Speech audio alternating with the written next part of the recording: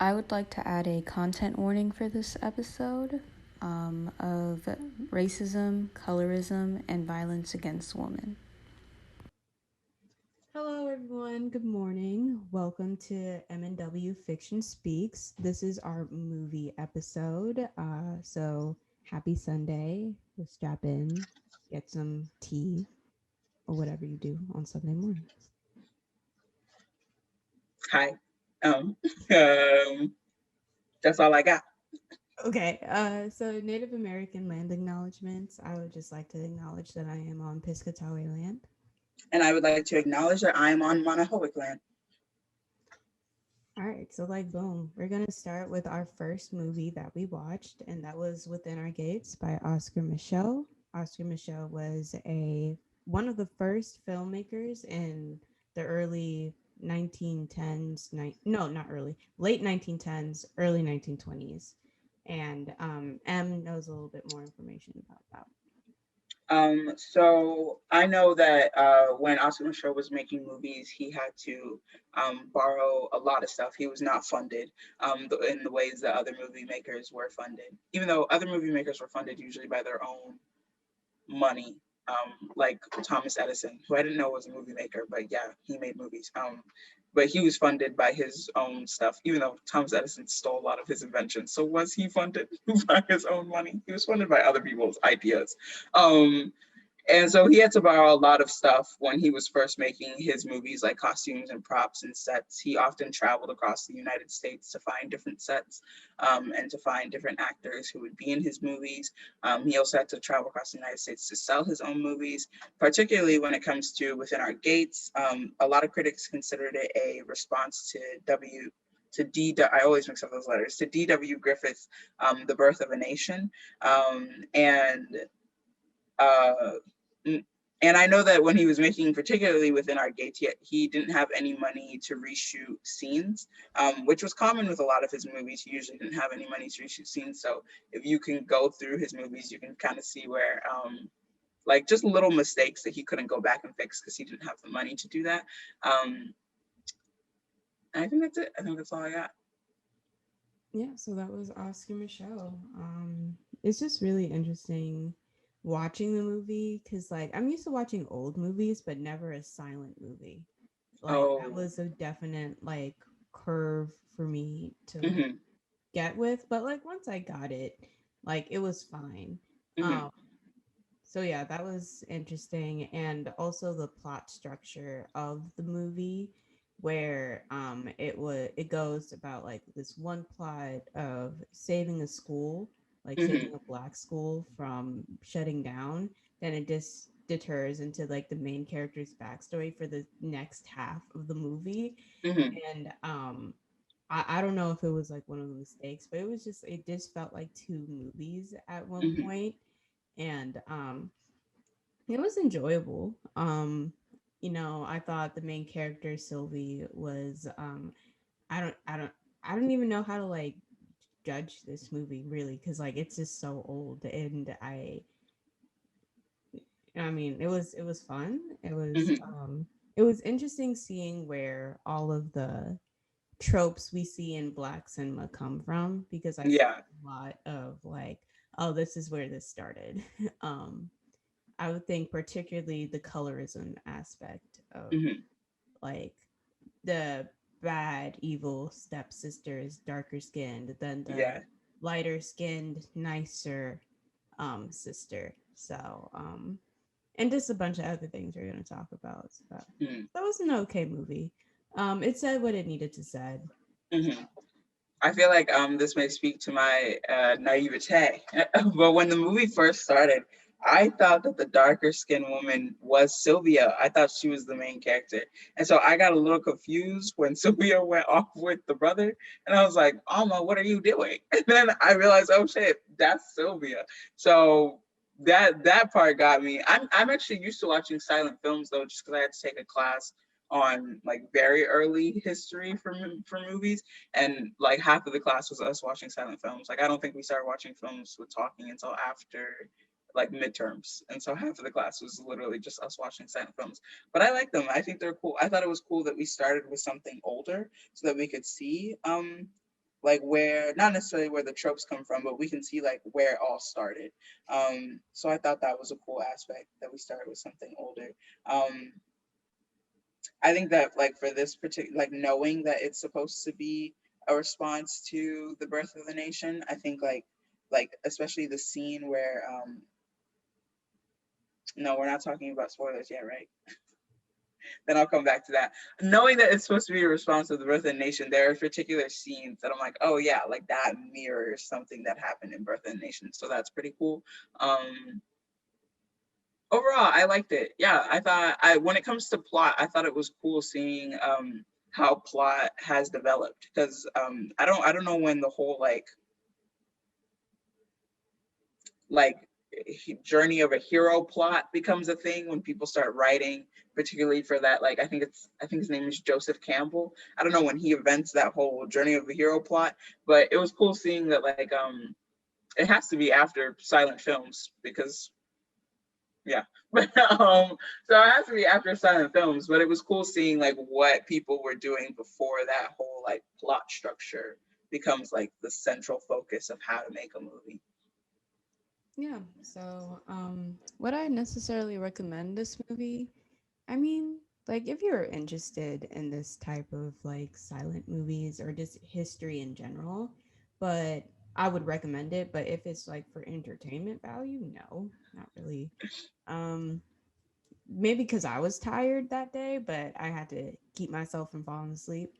Um, but it was just like a good historical movie of like where things happened, and it is an important movie that it was the only surviving tape of Within Our Gates. So, Mm-hmm.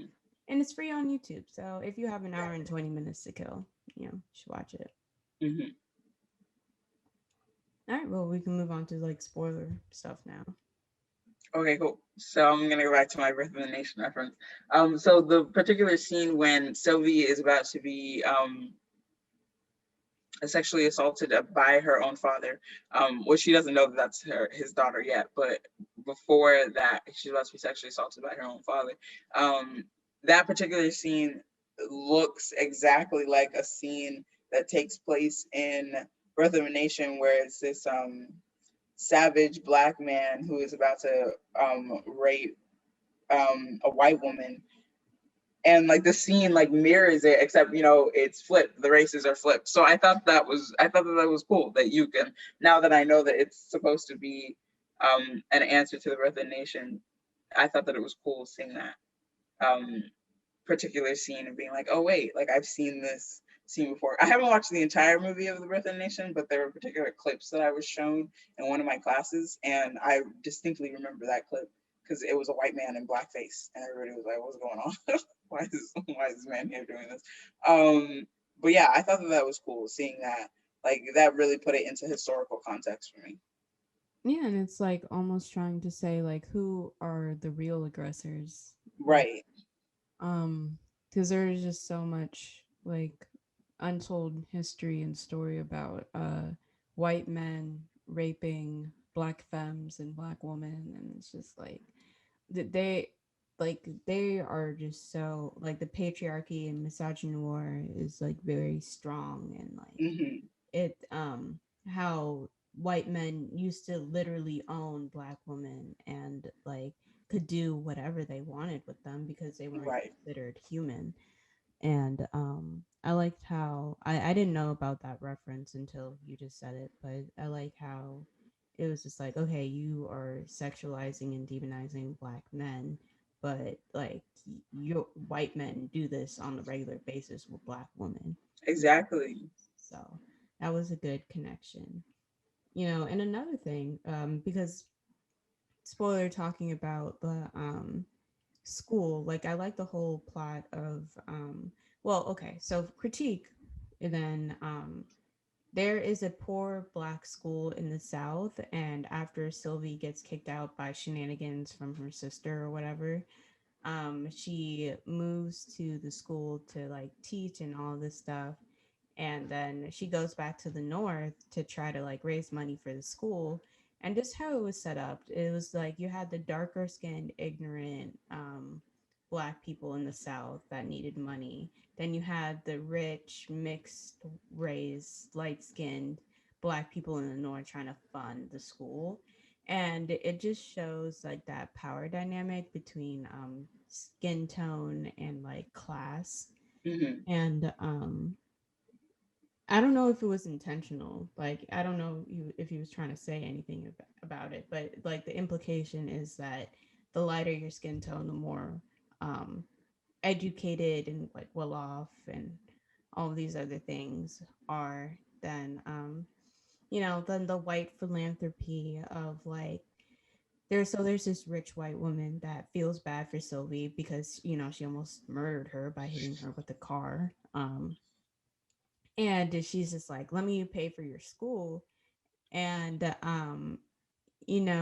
she was almost dissuaded by this other racist white woman, and she eventually does like the right thing. But like my point of like white philanthropy is that I feel like a lot of white people would just like sign a check and like help an organization and not do anything on a systemic level where Hmm. like that school was there, because like in the movie they were talking about so much laws to be put in place that bar Black people from education, bar Hmm. Black people from voting. And it would have been cool to see her take. I know, I understand it was the 1920s, but it would have been cool to see her take the step of like, okay, but I'm also going to like advocate for you guys, not just sign a check. Um, Even though the check was appreciated, like I don't know, like that was my stuff. No, I completely agree. I think even today, philanthropy, I feel like a lot of the times philanthropy will absolve rich white people. Like people will look at Bill Gates and be like, oh, like Bill Gates is a good rich white person because of all the philanthropy that he does. But really, what is the difference between Bill Gates and Jeff Bezos? Jeff Bezos just doesn't give money. Like they're both white, rich billionaires, and Bill Gates is just absolved of that because he gives money back. Um, which I don't think that he should necessarily be absolved of that, because at the end of the day, if you are a billionaire, you are still hoarding resources. Whether you are giving those resources or not, resources are still being hoarded. So I really don't see there is any difference between Bill. And then it just came out at when vaccines were first being rolled out that Bill Gates wanted to patent the COVID vaccine so that third world countries would have to buy the vaccine, would have to like buy the patent in order to be able to administer the vaccine. So again, what is the difference between Jeff Bezos and Bill Gates? Either way, they're trying to hoard money. Bill Gates just has a better persona because he gives money back. So I feel like philanthropy, one, wouldn't be needed if you weren't hoarding all of those resources. So I think the very idea of philanthropy and charity and all of that is kind of like, okay, but if we fix the entire system, then this wouldn't be needed in the first place. So no, I definitely agree with what you're saying. I felt like, and then at the end of the day, even if she wrote the $5,000 check, going back to the movie, whether she wrote that $5,000 check, but she did end up writing a $50,000 check, Black people still can't get into schools. Like that $50,000 is still going to run out at some point. And then what are they? They're gonna have to go find another white philanthropist, or they're gonna have to come back to you. But I doubt that you will give them another 50,000. So that like money runs out. Like I feel like white people think that if they just give money, like they're absolved of all racism, of all wrongdoing. But money runs out. Like we live in a capitalistic system, so like advocate for people, because once Black people are in schools, that doesn't run out. Like that's not a resource that runs out. So I feel like advocating matters more than the money does. Like again, like you said, the money is appreciated, but at the end of the day, that money will eventually run out at some point. And then even going back to your note of colorism, I thought that I'm saying that he did it intentionally. I think that he did it intentionally only because I feel like even within Sylvia's family, she's the lightest skinned, and she's adopted, but she's the lightest skinned in her family, and she's also the most educated. Like when she gets there, they're like, okay, he can't trick us anymore because now we have somebody educated. And then we learn that her father is white. And so I feel like it was meant to be a comment on like, I don't know the words that I want to use, but I felt like there's definitely colorism within the movie, but I felt like within that specific dynamic, I felt like it was meant to be a comment on like the closer you are to whiteness, the better you are in this state of this country. Proximity to whiteness. Yeah, thank you, proximity to whiteness. Mhm. I felt like he was trying to make a comment on proximity to whiteness, particularly within the 1920s setting, because a lot of what's happening in the 1920s. A lot was happening because you have the Harlem Renaissance that's occurring at the same time as the resurgence of the Ku Klux Klan. So in the North, they're like having all of their partying.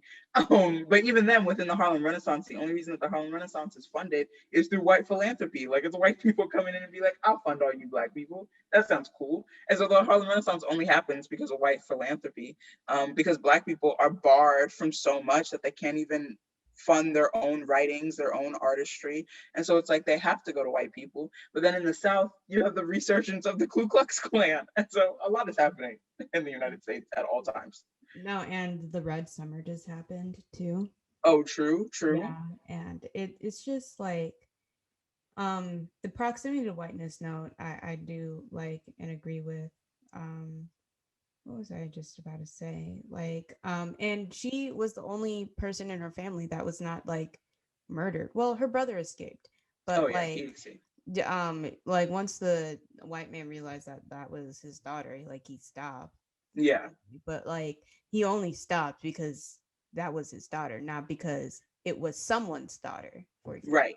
Um, so no, like any other thoughts on Within Our Gates? Um, I think I'm good. That's all I got.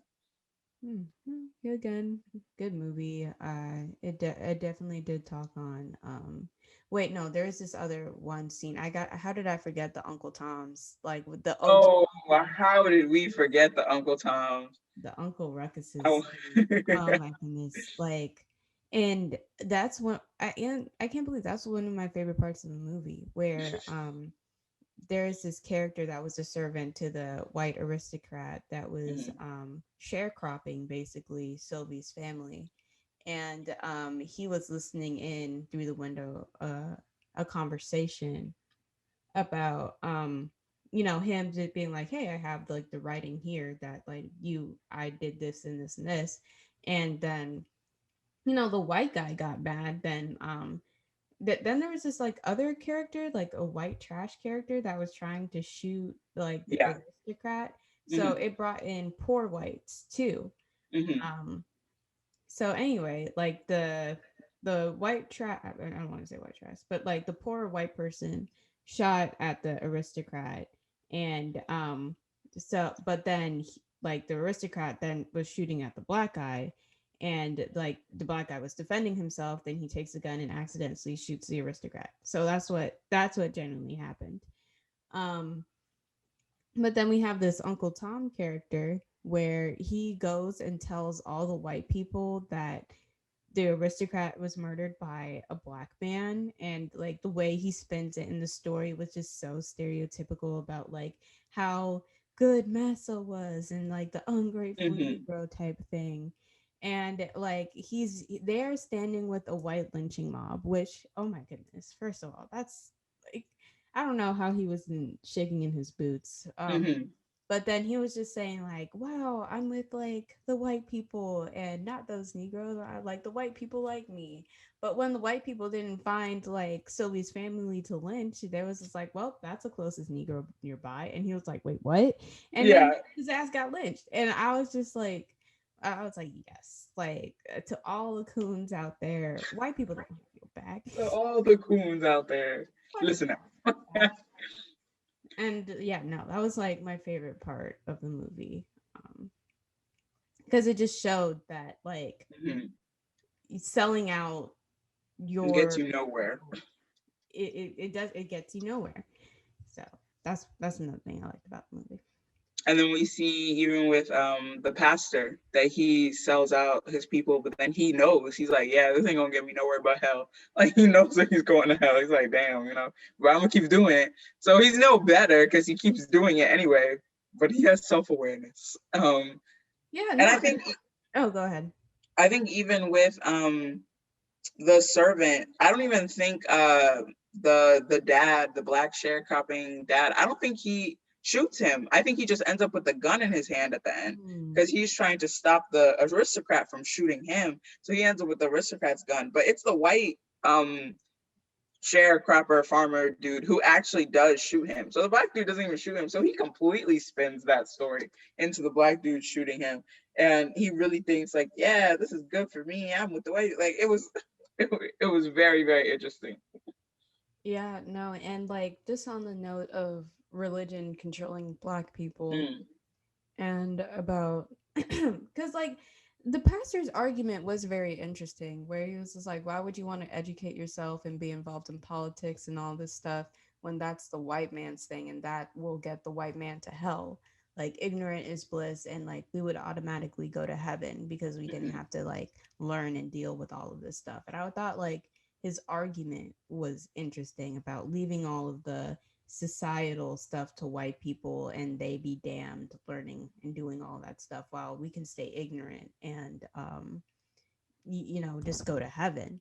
mm-hmm, And like it's interesting how it is Christianity, how heaven and hell controls what happens in people's lives right now, mm-hmm, and it doesn't, and that just makes things so hard to change. It's like, oh, why would I change when I know I'm going to go to heaven mm-hmm, after I die?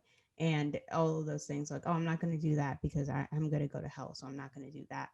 So it's just like that manipulative nature that Christianity can like do sometimes, or the majority mm-hmm. of the time. And I don't know about like, because like I do like that separatist attitude of just like let the white people fail on their own. Mm-hmm. But I also feel that black people, but we're not, black people at that time and also now aren't at a place where they can like be separate, but like I don't want to say equal, but like, just prosper on our own wavelength, if that Mm-hmm. makes any sense. Because there's Mm-hmm. still, we still live in the white man's land. I from Osuafia in London. I like how they Mm-hmm. just call it the white man's land. Uh-huh. And so we can't like really function here.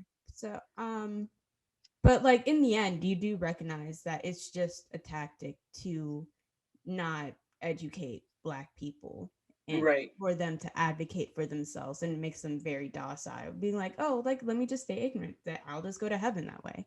Yeah. So I It's thought that like I feel like it's very much like, oh, you don't have to take any action in this life to advocate for yourself because the next life you'll be good.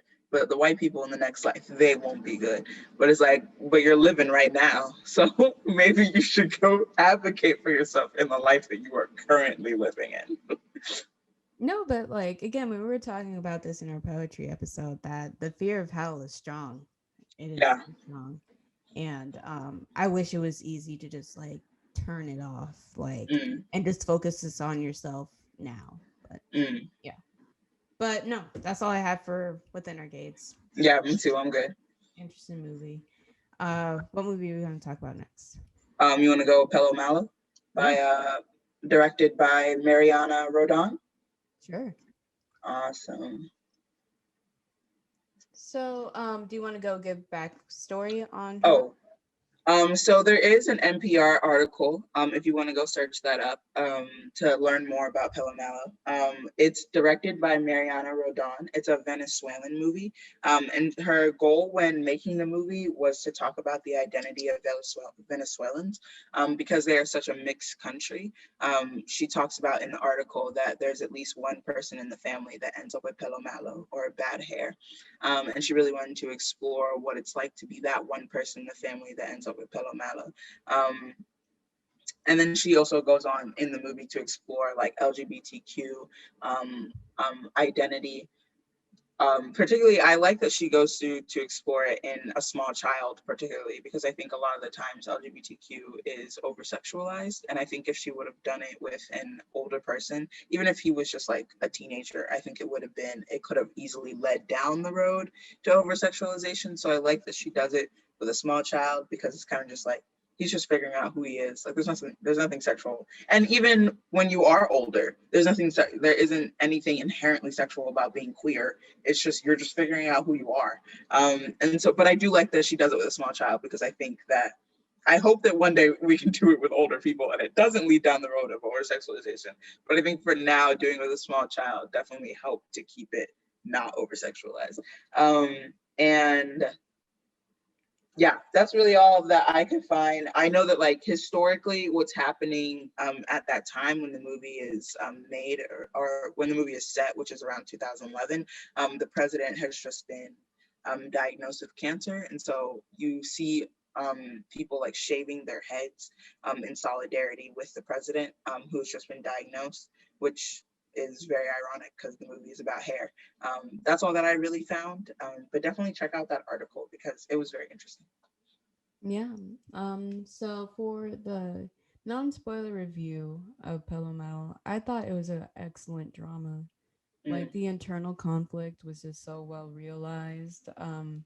Especially what Em was saying about like the tension of having or just being the darkest one in your family, having the curliest hair texture and being constantly compared to like a sibling, like mm, and that whole thing, like but the relationship between the mom and the son was just like so heartbreaking but so engaging to watch. mhm, And I also love the all the other characters. Like I love there's a grandmother character and she is the grandmother. So like we have the light skinned Latina woman, then she must have dated like a darker skinned Latino man that had a black mom.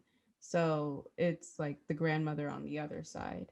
mm. And just her whole role in like the story I found very interesting, and like their dynamic with each other. Um and I don't know, it was just so heartbreaking too, but it was great. I really loved that movie. Yeah, I really loved it too. I thought it was like the shots wise and everything like that. It was a very beautiful movie. All the characters were very engaging.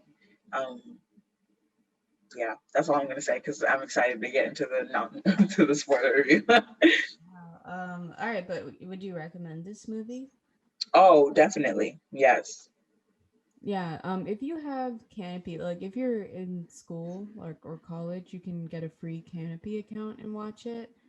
Um, You can also get one through your local library if you sign up with some library. I know my local library has it. I don't know of every local library, but check it out. yeah, so definitely give it a look. Give it a look see. Give it a little watch. Bring tissues or just be emotionally prepared for some homophobia and colorism. Hmm.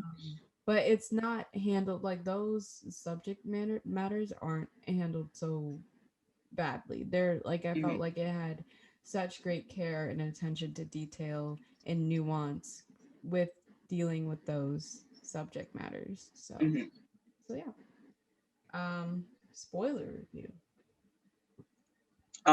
Before I know I said I was excited to get into Oh, spoiler review, but I just realized that I wanted to say I also really like that we got a glimpse into the race relations in Latin America because I feel like a lot of the times um I don't want to I have Latin American friends who are black, and so a lot of the times when they talk about it, they say that a lot of, even with the in the heights, like backlash, you see it happening there where a lot of Latinx people or Latin people are like, well, we're all a mix, we're all a mix. But it's like, it's these like white Latin people who are saying we're all a mix. And it's like, baby, you're a mix from Spain.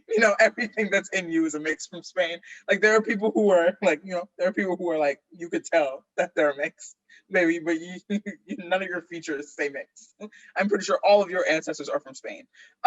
And so I really like seeing the racial relations because I think a lot of the times it's like ignored and it's like, oh, well, we're not as bad as America. Like, look at America. Like, I can't believe what's happening in America. Or look how sensitive those Americans are. But it's like, do y'all not remember that the most slaves were taken to Brazil? Or did we forget that a lot of black people were taken to Latin America, and the islands as well? Like, I feel like you know, a lot of black people were taken. Like the most amount of black people outside of Africa is Brazil. So I feel like we should have more conversations about that. But it was very interesting seeing race relations from a Latin American perspective. I like that. And then going into spoilers, you can go first, actually. Okay. Um, I think the first thing that I would like to say is like, so just like give a recap of the movie. So we have this little Latin boy, and he um is very like effeminate. He loves singing. You see a lot of shots of him juxtaposed with other boys that are more masculine, and at first he doesn't like feel that out of place. It's like it was something his mom taught to him to feel out of place. And I would just like to say that homophobia is taught. It's not learned. It's not it just Inherent. doesn't manifest. It's taught from parents. And then just like the interactions with the mom not really being comfortable touching uh the young boy, like hugging him or holding his hand. Like he's like always behind her but like at a distance. And Mm-hmm. that contrasts with his younger lighter skinned baby sister, where she's always playing with the feet, like It's bathing. actually his baby brother. Oh, my bad. Oh, Baby you're good. brother.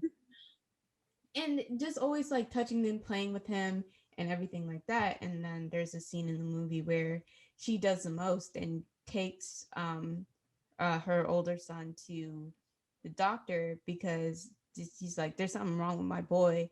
Mm-hmm. And it's just like, no, your son is just like maybe like gay, and that's not a problem. But she takes him to a whole doctor, and she was just like, "Is it because like I didn't touch him enough?" Mm-hmm. And it was just like weird, like that would be her reason. And so yeah, it like also the young boy has like a friend in the complex, and she is just so, she was just like, she brought the movie to life. Like I loved her attitude and everything. She was just very confident within herself, and that contrasts well with the young boy who was just very unconfident. And Mm-hmm. like I remember this whole scene where they were playing on the playground, and she was just like, "We should go." And he was like, "Why?" And she was like, "There are rapists here." And he was just like, "They aren't gonna rape you. You're like fat." And she was like, "That doesn't matter. Like that still happens to other people." Mm-hmm. Then at the end of the movie, where we see her going in her full like princess dress to get Mm-hmm. these photos taken. Like that's the main thing in the story. Like they want to get these photos taken for their school picture, and she wants to go as like a beauty queen, and so she dresses up in like um a blue dress. Then she has her tiara.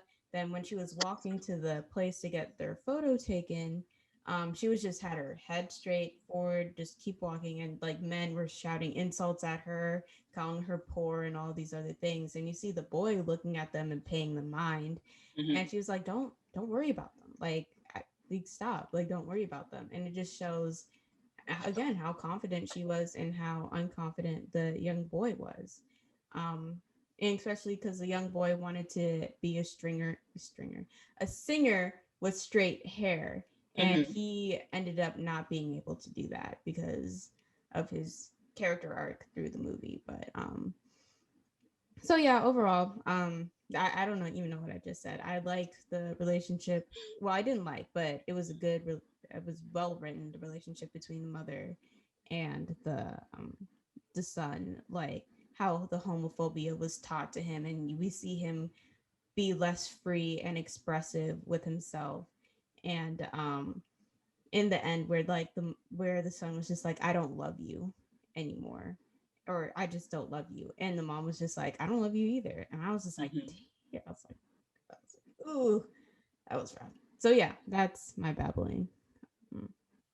Yeah, I wish he would have gone to live with the grandmother, but I understand why. But I wish he would have, because the grandmother was fully ready to accept him. The grandmother was like, "Yeah, come on over. You can be whoever you want to be over here." And she even told the mother, like, "You don't have the resources to raise him. Like, you will not understand him. Let him come live with me." But we can't always get what we want. But I really liked it too. I really liked the little girl. I really let me start over. I didn't even notice that, not to say I didn't notice, but it wasn't something that came to my mind that the younger baby brother was lighter than our main character until you said something about it. And then it made me think, so before he was even showing any effeminate characteristics, right? Because she said she didn't touch him. Does she not touch him because he was darker skinned? Like, does she just like have that within her? Because girl, you got a lot to work on. Then it's a lot in there that you need to unpack. But yeah, because I didn't even notice that until you brought it to my attention, and then I was like, oh my god, like that's double. Like damn, because now he's working. His skin color is working against him. His hair is working against him. His her own homophobia is working against him. And it's just like, but no, the scene at the end where they're just like, yeah, I don't love you. And then she's like, me neither. That was heartbreaking. That was, wow. And And at then the he end of, shaves his hair off. Oh, yeah, and he shaves his hair off and he's not singing anymore. And that, yeah. like, that, Yeah, when everyone else oh, is singing at school and then he's silent, I'm just like, well, you didn't have to do that. You didn't have to do that to me. yeah. Um, but then I like that at the end, like we don't necessarily know what's gonna happen to him. We don't know like what life will bring. So I had a little hope at the end. Like it was definitely heartbreaking to see him not singing, but I had a little hope that like he will get underneath the clutches of his internalized homophobia and be free. Um, I really do have hope. I hope, even if it isn't like he finds freedom within his grandmother, because I don't know if that's still gonna happen. But I do have hope that, like, we leave him when he's very young, and so hopefully he will grow out of it and be like, I am who I am. Especially having a friend as confident as he does. Like you said, I think that's a very good juxtaposition, and I hope that like she does rub off on him and that they can be free and fun and live in life together. Yeah. And I also, there was like this one scene though where he wanted to like dress up or do something, and his friend was just like, maybe you shouldn't do that because that wouldn't make your mother happy. Mm. And I understand why she said it. She's a very observant young child. Mhm. But I wish she just added on to that statement where she's like, your mother will be upset, but who cares, or something like that. But Mm, I mhm. understand that she doesn't want to upset like his mom. But I also really just liked just adding the blackness aspect into it, where we just see black joy of them singing together to this with this song. And Mhm. it's just like how the black and queer is like the bad in this movie. Mhm. And the mom is just trying to separate him from that, like his Mhm. blackness and everything. And we kind of see like the anti-blackness earlier on in the movie, where they were playing the game of like name what's on people's balconies, and Mhm. like the little girl said a black man, and I was just like, you had a tone in your voice. Then Or even she doesn't even say a black man, she says a black, and then the boy has to say a black what? And then that's when she adds man. So she doesn't even originally say man, she just says a black. yeah, so I was just like, oof. And like, when they first go to the picture store, and they was just like, oh, do you want to be a soldier? And it was a dark-skinned black kid with Mhm. like a soldier. And first of all, like that was so cringy. But Mhm. it felt like he was just like, no, I don't want to be like that. Then he points to a picture of a lighter skinned Right. boy with straight hair, like smiling in front of a rock or something. Mhm. And it was just like, I was like, oof. Ugh. And yeah, no, and it was just like the anti-blackness was strong, and like how his mother describes him. It's like, how have you seen my son, the dark one with curly hair? I mean, it Mhm. is a descriptor, but it was just like, it's just the tone in which you say it, which is so Yeah, it's the weird. tone. It's like this disgust. And like even all of her little faces that she made throughout the movie, that girl was so disgusted with everything that he did. And like I feel like she very much like believed or at least thought like he just isn't gonna notice. Or maybe she wanted him to notice. I don't know, but she makes a lot of disgusted faces at him that are just like, and even the moment where you think they're all like she's almost going to not be a terrible person, and he puts the little beret in her Oh hair, my and then she's like, "Where did you get this?" And then he throws it back at her, and she's like, "Go sit," and he sits next to her, and she's like, "No." and she points at the seat farther away. And I'm like, you were so close, but you're terrible again. No, and it's just so heartbreaking because at the beginning of the movie, we hear that like the little boy says to his mom, like, "Hey, I'm gonna take care of you. I want to take care of you." And I Mm-hmm. was, and her just like confidently rejecting that, or just Mm, isn't that like a traditional stereotype that you want to see from a son, like mm-hmm. being like the breadwinner, or being like, "Oh, I'll take care of you." And Mm-hmm. it was just like weird to see her like so to that. And I was just like, but one thing that pissed pissed me the freak off was that after she went to the doctor and the doctor said, well, Oh maybe he should no. have more male figure, uh Mm-hmm. because like the father isn't present anymore. It's assumed that he like died because he was a soldier or something. And so he was like, he needs a male role model. And so she brings home like her boss, like, Yeah, it was her yeah, her boss. boss. And they try to, she dresses up in like a dress and like does all these things, and like the child just wants to go to bed. He's just like, I'm tired. I'm Mm-hmm. tired. And he's about to close the door, and like the mom was like, no, don't close the door.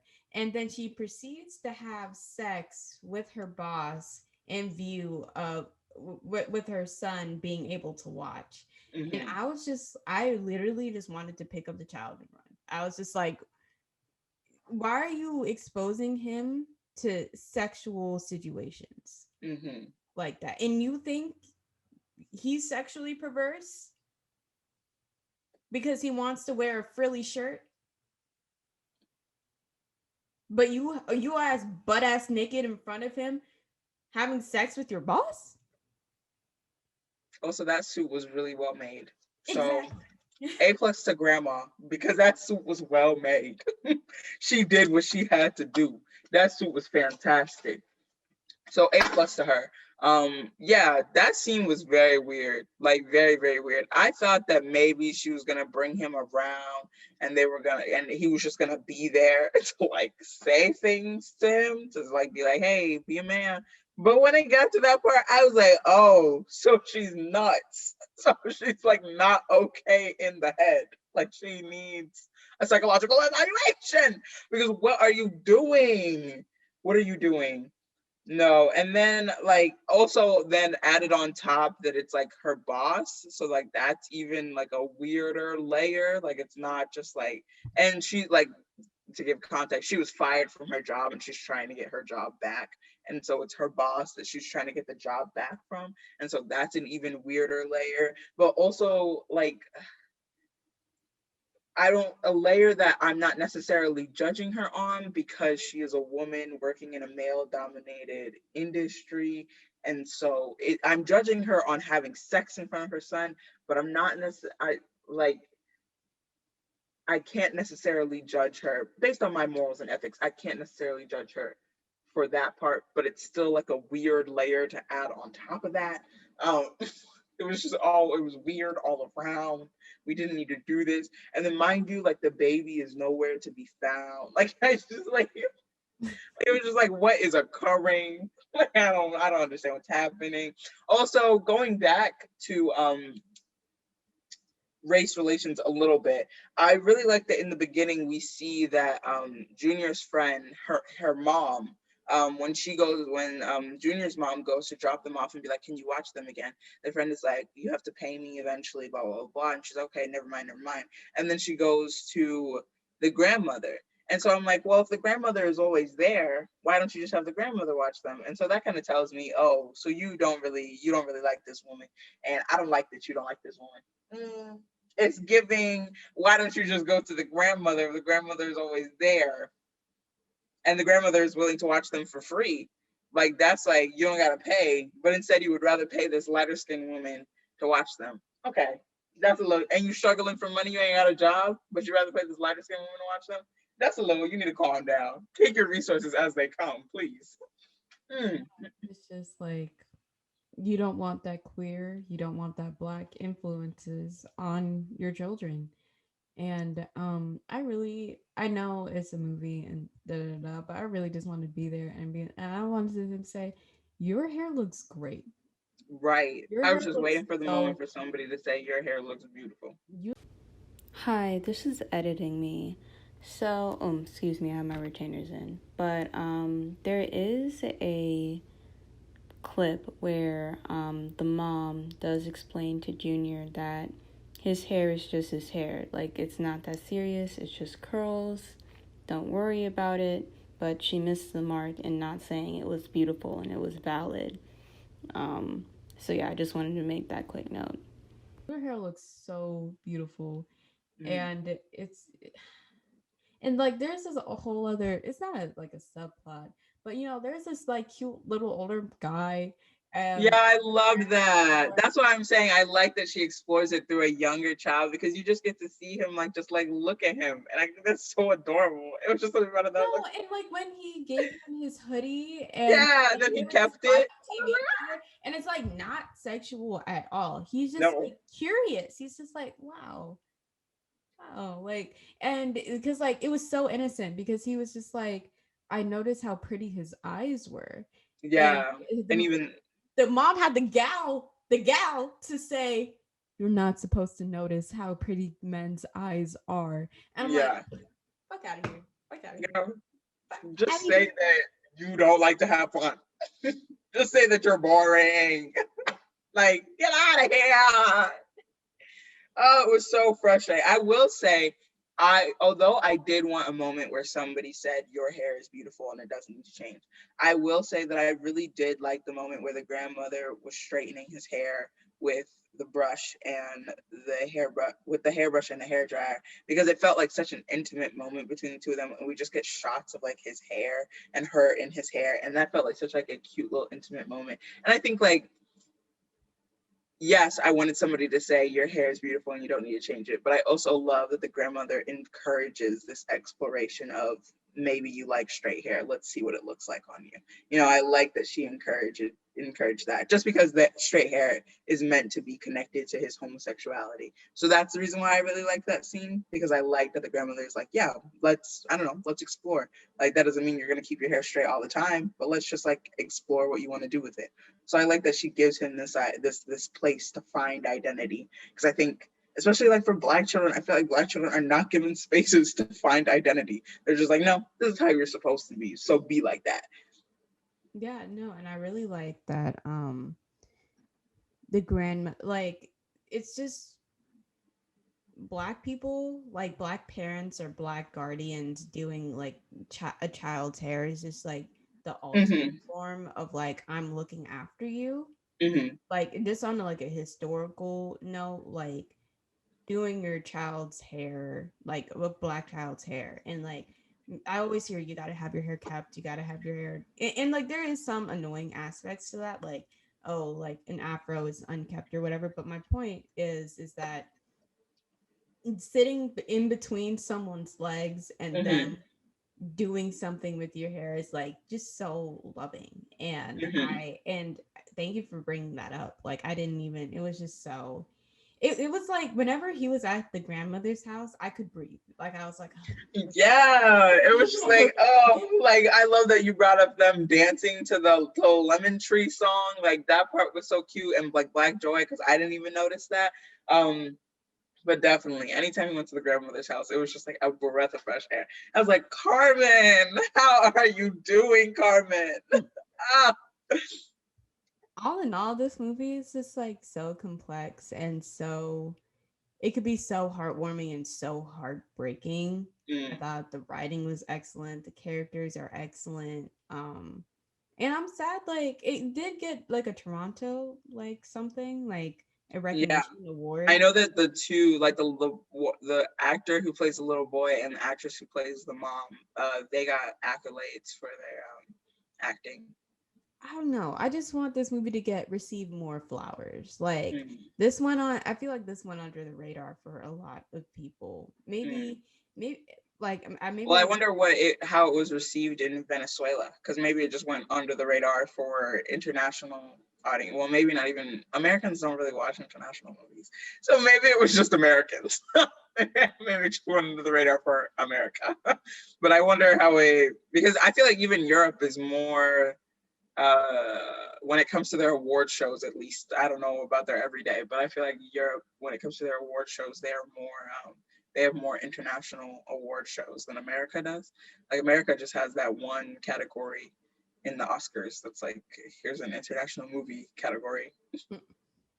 Yeah, no, and that I feel just really quickly going on to that note, moving away from Pelo Malo. First of all, love the movie. Watch it, like if you can find it, Mm-hmm. watch it. It has my full recommendation and support.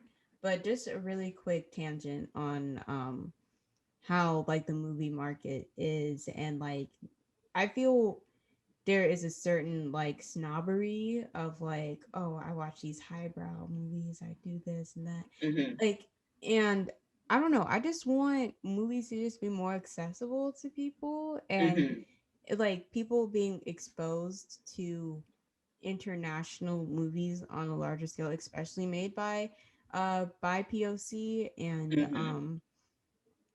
because like I always want, like it is good seeing like black people and people of color in like Hollywood movies, but I would also like to see like African movies made by Africans, and like I want to see what that looks like. I want to see what Mm-hmm. South American movies look like, and I just wish there was like this infrastructure set up where like they are a self-sufficient movie making like capital. Like if they want to Mm-hmm. make a movie, it would be easy for them to make a movie. And Mm-hmm. if I'm making any sense, I don't know. Mm-hmm.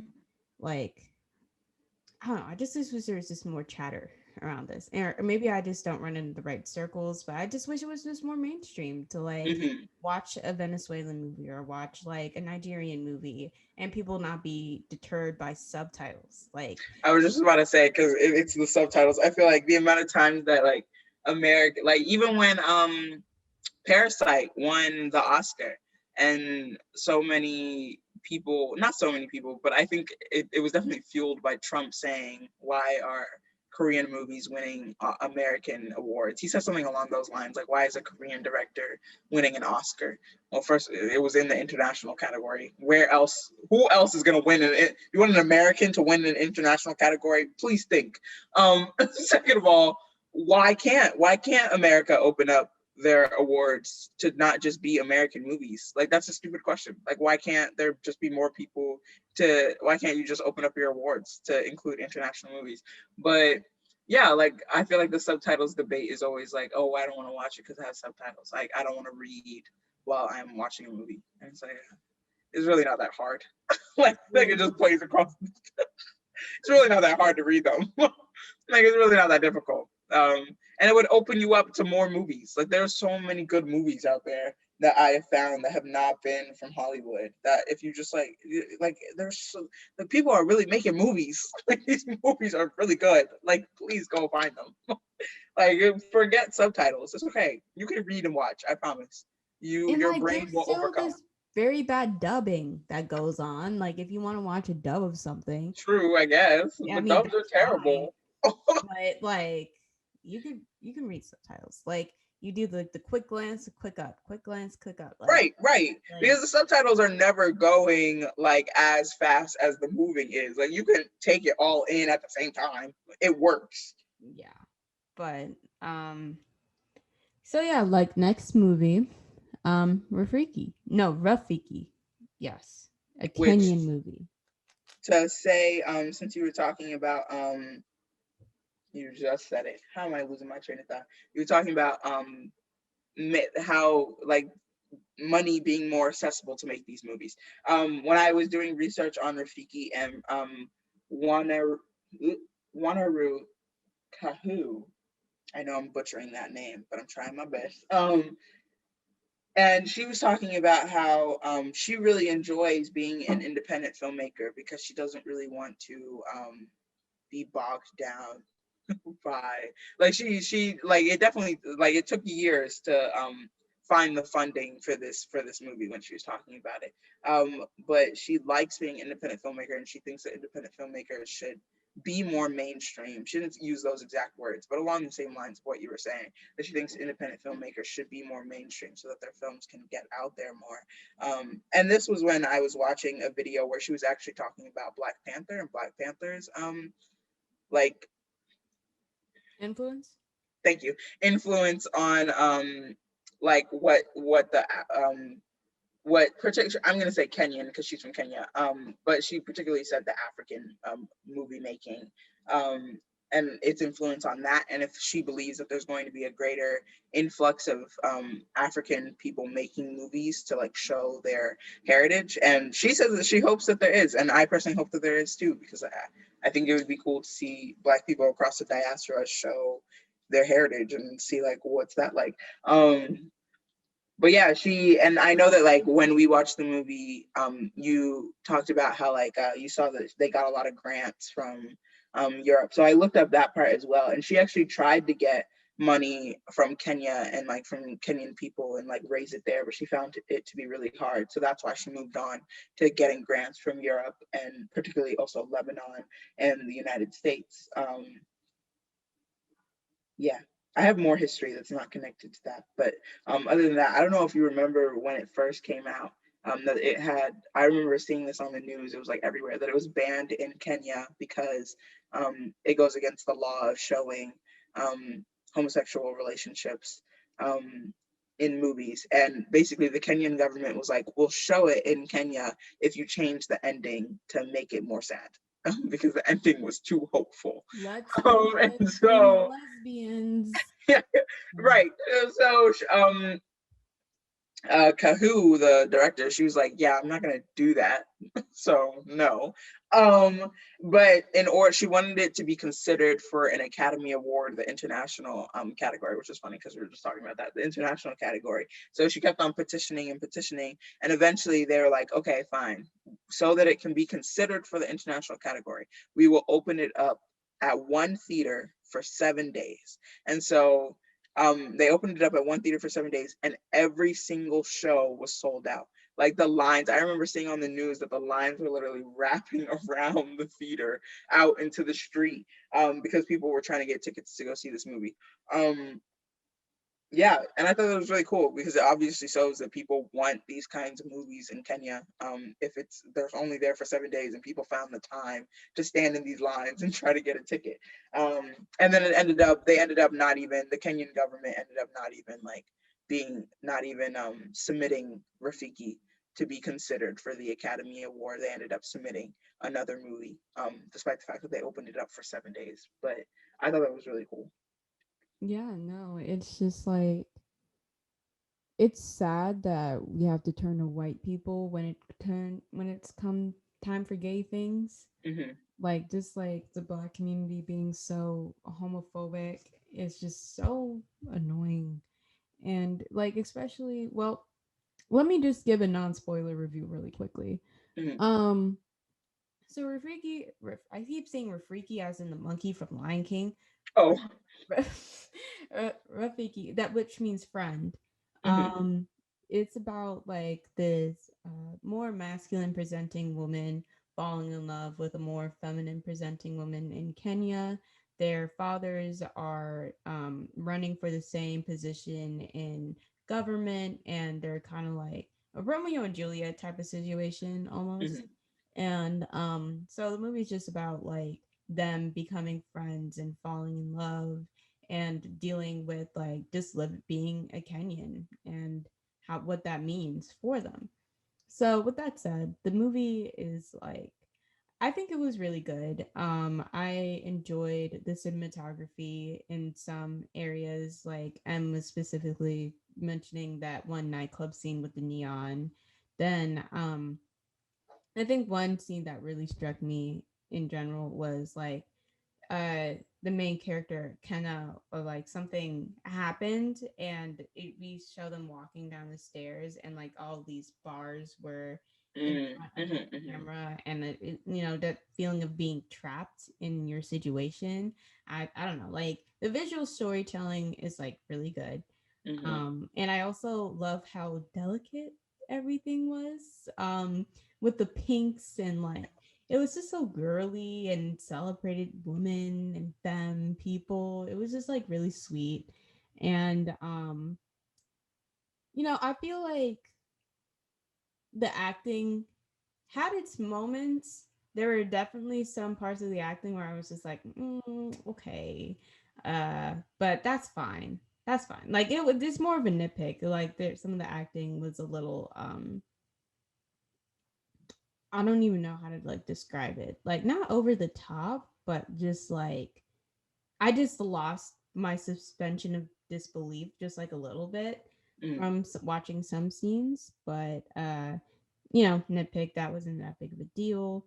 And I like their character arc through the movie, like how they kind of switch sides in ideals because something traumatic happened, and like their growth. So I don't know, great movie. Again, watch it. It's on Canopy. So I agree. I really liked it. Also, to add to what you said about the girliness and the frilliness, the director actually created like a movement called Afro Bubblegum, where she's working to show Africa in a very like light and frivolous and girly kind of light.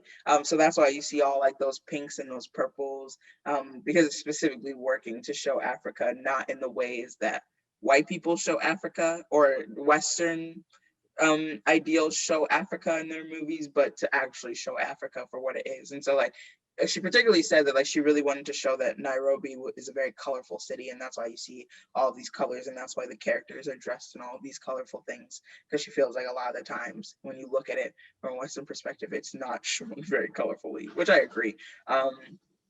So yeah, I really like that. all right. Spoiler stuff now. We Yeah, said go watch the movie. So yeah, go watch the movie. It was really good. oh my goodness. I think the one of the redeeming characters was the dad, Mm, Kenna's dad. Because it starts off with him being opposed to even being friends with Zeke. And mm, so what happened is that they were found out by these two gossiping bitches, like mm-hmm, these women that were all up in people's business. And I was mm-hmm, just like, don't you have something better to do? But they got found out and they almost got beaten to death. Which was just so disheartening. Um and like that whole like scene was just like very like triggering, honestly. And when they were in the police station and the police was like harassing them, like, ooh, which one's a man? mm-hmm, Like, dumbasses. And like you see the contrast in parents where Zeke's father comes in and he just smacks her across the face. Like the slap, I felt it, like the sting, yeah, like it I was felt hard. that. It was a hard ass slap. But then you see Kenna's father come in and like he puts a coat around her. And I Mm, was just like, wow. Like then, religion, the mom is very over religious. And, like I heard that argument, because like my parents are Jamaican. They're not like so there's like similarities, I guess, with Kenyan culture, where it's like there are demons in my child. mm-hmm, There are demons in my child. And that scene where she was on her knees and they were putting the hand on her head, trying to pray uh-huh, you.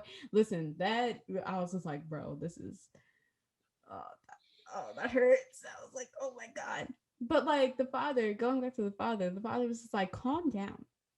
yeah, Like, she's like calm it's not down. that deep. Like, please calm down. To the mom. And like that, for context, the father like was implied to be an adulterer.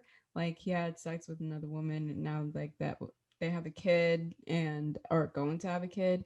So the mom, like, not defending her, but I can understand her point of view, where Mm-hmm, the father is like sexually perverse, and so is supposedly is her daughter, mm-hmm, um according to a very conservative way of reading the Bible. And she's just like, why is my family like this? Like, why is there like demons around my family? Mm-hmm. And so it kind of made the mom a little bit more sympathetic, in my opinion. But she still was not right, Mm-hmm. morally. But I understood it more, her perspective of like why it was like so over the top, because she was like Mm-hmm. had it with her husband and like kind of being like a lesbian kind of just pushed her over or Mm-hmm. just queer. I don't know if kind of was like a fully a lesbian or not, but yeah, no.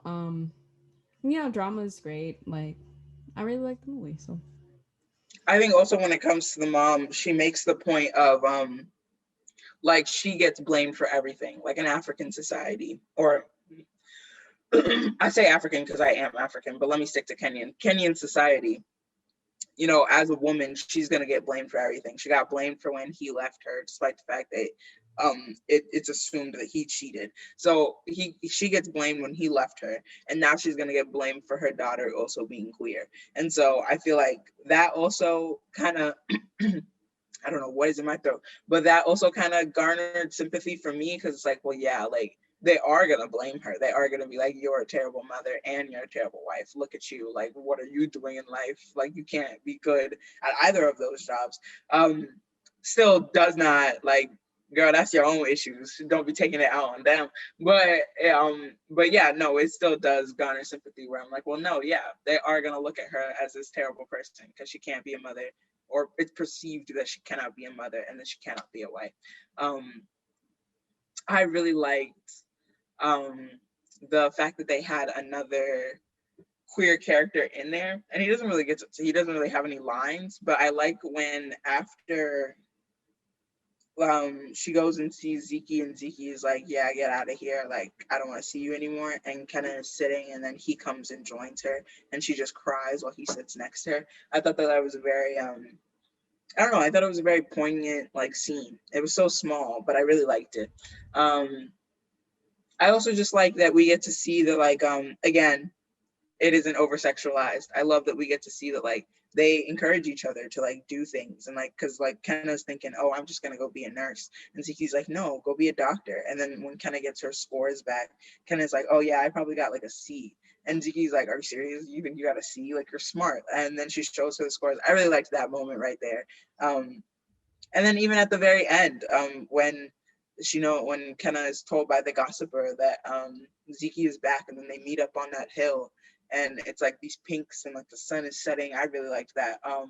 I like that like you just see like the Zeke's hand. hand on Kenna's shoulder, and just like Kenna looking at her. It's a very hopeful ending. It's very much like, I can't wait to see what becomes of them.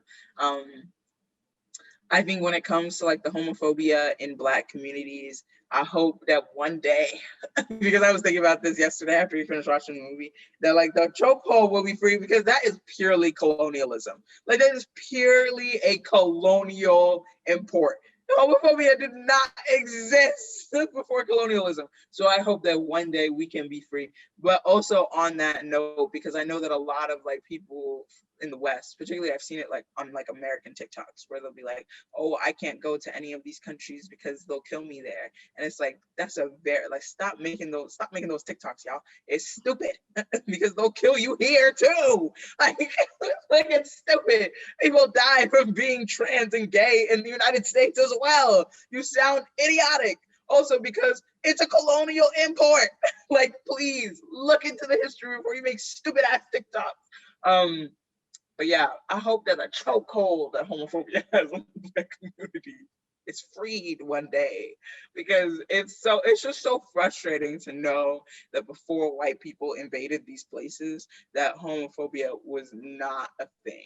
Like, it's really that like white people brought that shit in. And there's also just so much other stuff that like learning that like in like South Asian communities, that they didn't used to wear like shirts underneath their saris, and that was also a colonial import, because white people thought that it wasn't modest enough. And even in Africa, you see how like it goes from them like Like I remember watching a video where like the reason that they started wearing like the long gowns, like the stuff that like my family calls like traditional dress isn't even traditional dress. It's colonial. It's another colonial import. That's not even how we used to dress. And that's like crazy to me because like not to say that we can't take pride, but it's like the same thing of like Latin people taking pride in the fact that they speak Spanish. Like that's a colonial import. And I'm not saying that you can't take pride in colonial imports, but it's like it's a mind fuck to take pride in a colonial import because like this isn't what our like this is not traditional. So to think that like the things that we call traditional dress that like we wear at weddings and to funerals and stuff like that isn't even what we wore. It's simply because white women thought that that thought that African women weren't modest enough, and so they created all this traditional dress for them. And it's like that hurts my heart because what did we dress like before them? But also they're cool. It's whatever. I like it. Like we definitely took it and made it our own. But like that's so angry. It makes me so angry. Yeah. Oh, and just going back, like a theme, the religion just being used to control people, Mm-hmm. manipulate people. And like the moment I saw that cross in that mom's house, I knew.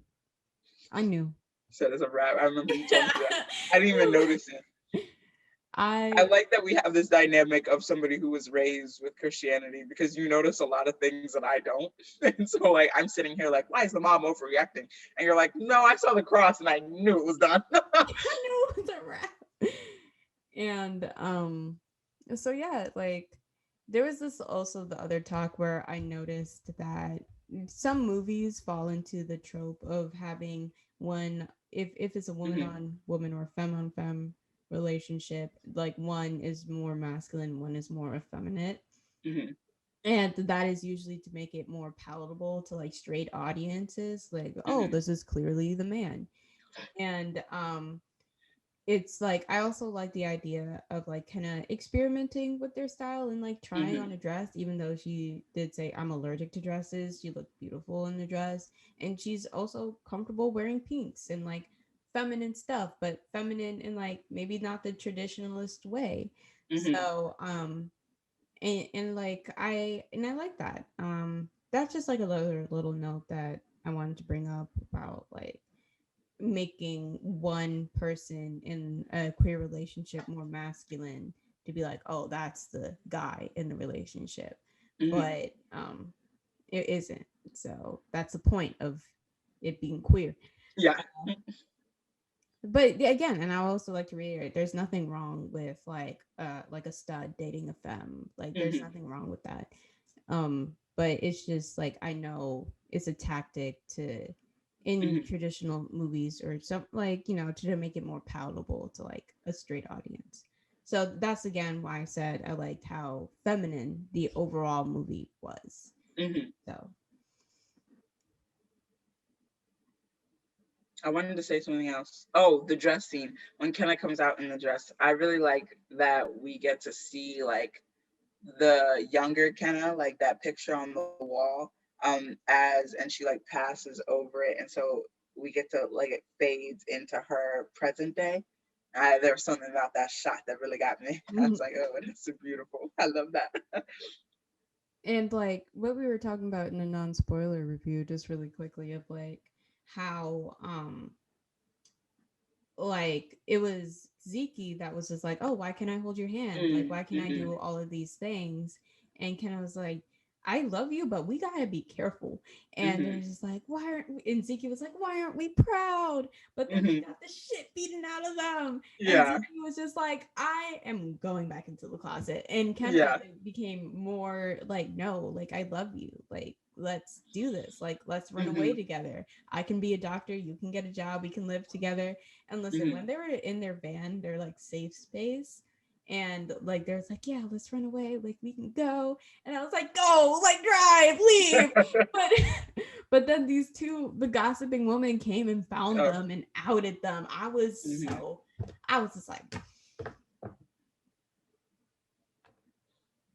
And damn. then the mom ends up in the hospital, and she's like, "Don't touch me." I'm like, okay, All right, bye. God. Yeah, like anyway, I'm glad the movie I'm really glad to hear the backstory about how the director didn't punish these women for Mm, loving each other, and I'm mhm, glad how hopeful the ending was. mhm. Or I do hope they like moved into their little cottage and like Right. had as a doctor. Actor, right. Listen. Like I love that, and it's good having positive queer movies like that. Hmm. 10 out of 10, go watch. Do you have Yes, definitely. any other thoughts, or not?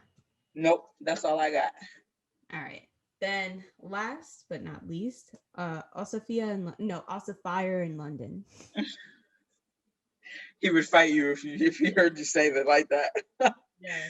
um, I think so. I didn't find a lot of history when I looked up this one. I know that it was a very popular Nollywood movie when it came out.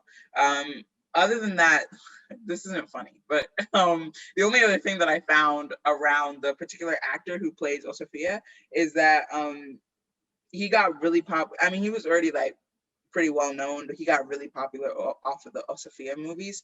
Um, so much so that somebody kidnapped him and like asked for a ransom, and he eventually got returned. But I was like, oh, that's crazy. Like someone kidnapped him.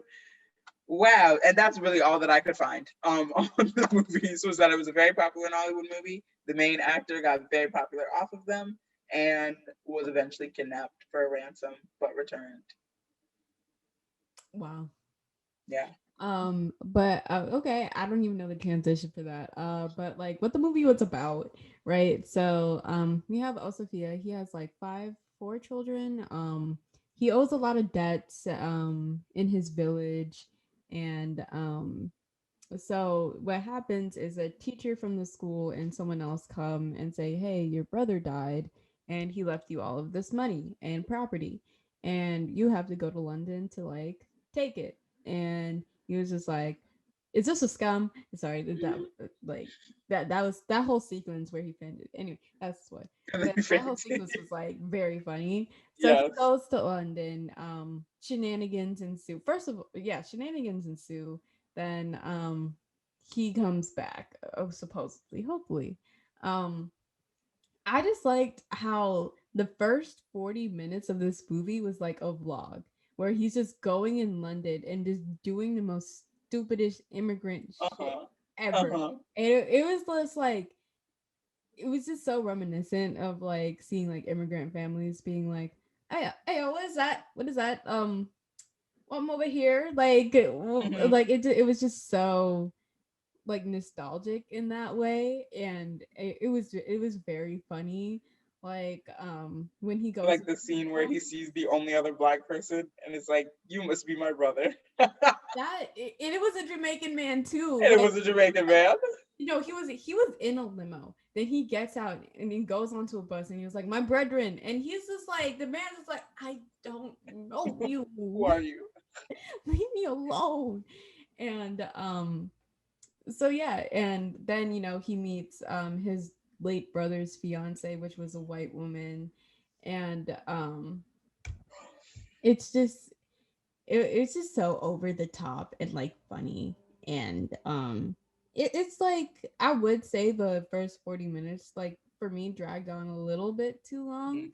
Like I was just like, okay, I get it. Can he like get the will now? Can he like yeet back home? Like in like that whole sequence, like the broker or whoever is Okofia, Yeah. him, he's like West African too. And like Osifia is like, speaking your Hmm. accent. And he was just like, no, I only speak when I get angry. He Yeah. was very He said, like hating of his African yeah. roots. Because like there was this whole sequence where he breaks the fourth wall, and he's Hmm. like, huh, what am I doing? Da, da, da, da. He was like, okay, I must stiff up a lip. God save the queen. And like, and he laughed, and I was like, what is this man doing? Yeah. I was just like, Ooh, not the self-hatred in the mirror in the bathroom, breaking fourth wall. yes, no. And like, so would I recommend this movie? A lot of great things came from this movie. Why are you running? Why?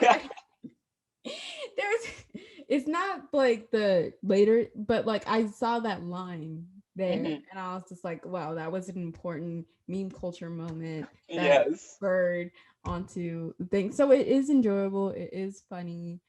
It does meander a little bit in the middle, but it's ridiculous and I loved watching it. So I would very much recommend. I'd recommend all Nollywood movies. I think Nollywood makes good movies. I think they're funny. This was, I think, they make a lot of dramedies, but I feel like even the drama can be funny. So I recommend. yeah, is there really any spoilers? It turns out there was this whole double crossing where the white woman just wanted to take all of his money.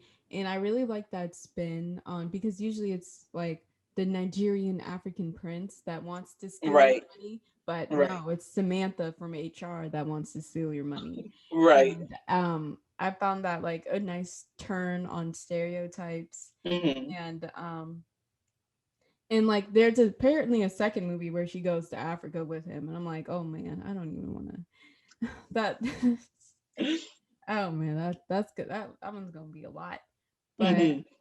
you know what, I found um the movie interesting, but like the brokered Okafor, him chasing after them to the airport, like the documents are already ripped up. What are you gonna do? Make him sign it Right, again? Like I don't know right, why you're chasing him right now, bro. Cut your losses. The scam right. failed. You just gotta take that L. It's okay. You just gotta take that L. Yeah, but that's all I really have to like say on the movie. Just like go watch it. It's fun. It's on Netflix. So if you have Netflix, you can watch it. Both of the movies, 1 and 2. Yeah. Yeah. But before this we started recording this podcast, we were talking about some of the reviews from Osofia Hmm. and how it was a lot of white people commenting on like how charming this low budget movie is. And it's just like annoying that we were talking about Hollywood supremacy and how everything is polished and looks so good and da da da. But like some a majority of Hollywood movies are like garbage, and it Yeah. and like that comparison of like oh charming low budget movie from like these African people, it just seems so condescending and like why like just it sometimes I really just money doesn't always mean quality and you could have the most amazing sets, the most amazing visual effects artist, the most amazing director, but if the writing in your show is like crap, there is no saving your show. Right. And writing isn't money. Creative ideas isn't money. Like you can try to mask a bad idea with all of this money, but it's not gonna work if it's a bad idea. And I think like yeah, like you said, like a lot of Hollywood movies are not good. Like there's like this supremacy that they built up since like what, like the 1930s. But like a lot of your like, and even if you go back in, like people will say the 1930s and the 1940s were the golden age of movies in the United States. I've watched some of those movies and they are not good. Like if that's your golden age, you've only gone downhill. And that's not to say all Hollywood movies are trash. Like there are definitely good Hollywood movies, but I think this idea of having a better or a bigger budget makes a better movie needs to be squashed because not always.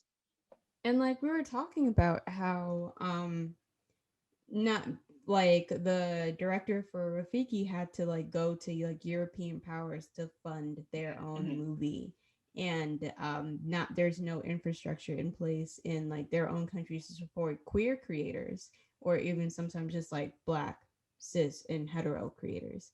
And um and with the case for Osofia, where it was just like low budget, it still told a story, it was still engaging, it was still fun, Hmm. and it's just that I forgot my point. I really forgot my point. Dang, it was just like comparing. Um, having money isn't always good, and us always having no, there's no infrastructure for even us to even invest in our movies is annoying. Right. And that's why I do like the talk of like forget the Oscars, forget Hollywood. Like let's be independent. Let's find Yeah. ways to resource ourselves. And I really like that. So yeah. I found it in the end. I cleaned it up in the end. There was my Yeah. point. I think that's all that I have to say about Osuafia in London. Yeah, also be in London. Great movie, funny, charming, Yes. not low budget. I mean it was, but it did what But it not needed to low do. budget charming. Yeah. So yeah, that was our movie episode, guys. Are we gonna do any recommendations? I first quickly just want to talk about like future of movies. Future Oh of yeah, movies. go for it. We kind of like already touched on it. I want more independent movies. I want there was this website, what was it called? Not Mubi, something like that. I'll put it here when I find it. But like you can watch all these international old movies and new movies, and like it's a hub. I know it's like another streaming service, which is very annoying. Like I'm so tired of like there being multiple streaming services now. Yeah, we've basically gone back to cable. I think that's hilarious. But Yeah. instead, you have to pay individually for all of it. Yeah. But I like that I wish it was like a free, I know like being free, a free thing in capitalism doesn't work, but like a Mhm. free place where we can like watch all of these movies and talk about it. And I wish there was like, more support from countries to for independent movies, just independent art in general. Um Tangent but related, like going back to like the 1930s, there was a WPA um project where they just funded artists to make murals, movies, plays, stuff like that. And I just wish like maybe even after this pandemic, because the WPA was created to combat like the Great Depression and create culture. I wish there was like another big push to like give blank checks to creative and make Mhm. and to make something, Mhm. because I'm tired of seeing the sequels. Like everyone's tired of seeing the sequels. I just really wish that like we didn't have to worry about money so we could like create something cool. And that, because I feel like distinctive tones, like how each decade had like a tone of movies, a tone of creative ideas. I feel Mhm. like that's like slowly going away because like we don't have time to like really explore and stuff like that. So I wish Mhm. just more funding would go into the arts. That was my soapbox. That was my thing. But yeah. No, I completely agree. I feel like one thing that the director of Rafiki said, yeah, that's the movie title, right? Rafiki. Mm-hmm. Am I saying? Okay, cool. The director of Rafiki said, you got the monkey name in my head now. The director of Rafiki said is that movies still aren't accessible. And that's when she was talking about like she wants more independent creators to be funded so that like they don't have to go through these big conglomerates to make a movie. And I agree because I feel like yeah, it is like to the detriment of creativity because I feel like a lot of people are now just like working with what's already been out there, and we see a lot of sequels, and like that's what a lot of people are writing because that's what's gonna get them like funded, and that's what I feel like there isn't really a lot of experiment, at least in Hollywood. Let me say that because I don't really know what's happening in other um, countries with their movie scape, but I feel like there's not a lot of experimentation happening in Hollywood. And truthfully, I wonder if there ever really was experimentation happening in Hollywood though, because I feel like I don't know, like I feel like Hollywood originally, yeah, like if you go back in the history, you'll see that like yeah, there was experimentation when it first began, but I feel like around the 1950s, 60s, 70s, I feel like they were like, okay, cool, we We got got a our like formula that thing, works. like we got the thing that works, so let's just keep going with it. So I hope experimentation can come back, and I hope new voices can come into Hollywood, but also just like around the world. I hope we can see the voices that are already out there around the world come in, so that people are watching them and like they're being funded and like being seen. Mm-hmm. And that's it for this episode. We can start with recommendations.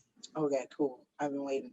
So anything by Osman Sembène. He's a Senegalese director. Amazing, makes great movies. There's one movie called Tuki Buki, that is also not by Osman Sembène, by another Senegalese director. But Tuki Buki is really good if you're looking for something experimental to watch, and like it's very very good. I won't even say anything about it. Anything by Wan Kar Wai. He is a, I'm gonna say Asian because I don't know if he's Korean. I can't remember. He's an Asian director, and I really enjoyed a lot of his movies. He makes very good movies. And then there's this movie called Inex Canoe. It's Guatemalan. I probably butchered that very much. It translates to volcano though, and that is a very very good movie. I really enjoyed it. Where can we watch those movies? I know that in Excanal, the last time that I watched it, it was on Canopy. If it's not on Canopy, it might be on the Criterion Collection channel. That's a subscription. It's like $11 a month, but I like it. There's a lot of international movies if that's what you're looking for. Then anything by Osman Sembène, I usually watch on Canopy or the Criterion channel. Tuki Buki is on HBO, but it doesn't have subtitles on HBO. But if you watch it on the Criterion channel, it does have subtitles. And then Wong Kar Wai, some of his movies I've seen on Canopy. Otherwise, I've watched them on the Criterion channel. All right, cool. I didn't come prepared with movies, but there is this me and my music. There is this song called Bruxos. I'm probably butchering that, but it's by a Afro house creator called Pongo. Um, if, yeah, really like that Okay. song, really good. Then for manga, because like I read a lot of that, I'm rereading Chainsaw Man, which is really good. So yeah, that's the end of our episode. Thank you so much for Awesome. watching, and I hope you enjoy the rest of your Sunday. Bye. Bye.